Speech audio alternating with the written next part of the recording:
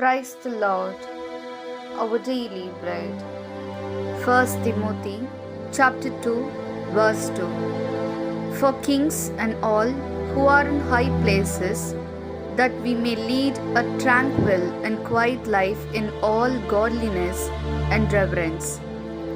O Almighty God, thank you for giving this wonderful verse. May your presence showers on us.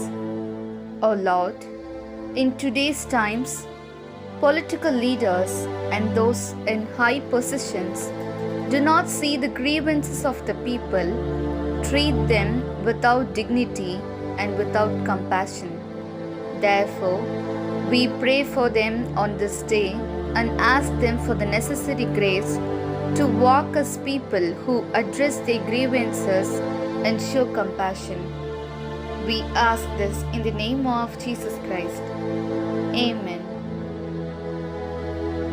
அன்றாட உணவு 1 தீமோத்தேயு அதிகாரம் 2 இறை வார்த்தை 2. இறை பற்றும் கண்ணியமும் நிறைந்தவர்களாய் தொல்லையின்றி அமைதியோடு வாழ அரசர்களுக்காகவும் உயர்நிலையிலுள்ள எல்லா மனிதர்களுக்காகவும் மன்றாடுங்கள்.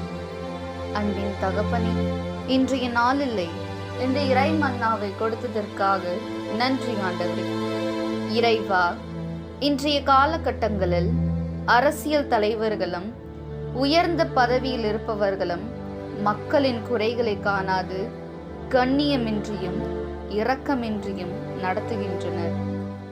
எனவே அவர்களுக்காக இந்த நாளில் மன்றாடுகிறோம். அவர்கள் மக்களின் குறைகளை நிவர்த்தி செய்பவர்களாகவும் இரக்கம் காட்டுபவர்களாகவும் நடக்க தேவையான அருள் வேண்டி மன்றாடுகின்றோம். ஆமீன். അന്നുള്ള ഭോജനം 1 തിമോത്തേയോസ് 2 അധ്യായം 2 വാക്യം. എല്ലാ ഭക്തിയിലും വിശുദ്ധിയിലും ശാന്തവും സമാധാനപൂർണവുമായ ജീവിതം നയിക്കാൻ നമുക്കിടയാക്കത്തക്ക വിധം രാജാക്കന്മാർക്കും ഉന്നതസ്ഥാനീയർക്കും വേണ്ടിയും ഇപ്രകാരം തന്നെ ചെയ്യേണ്ടതാണോ?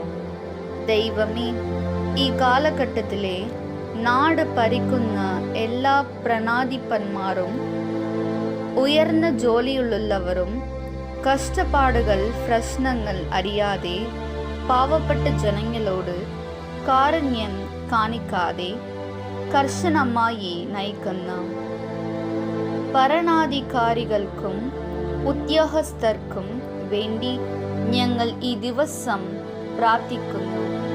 ജനങ്ങളുടെ കഷ്ടപ്പാടുകൾ തിരിച്ചറിഞ്ഞു അവരോട് കരുണ കാണിക്കുവാൻ വേണ്ട നല്ല മനസ്സ് ഓരോ ഭരണാധിപന്മാർക്കും നൽകണമേ. ആമീൻ.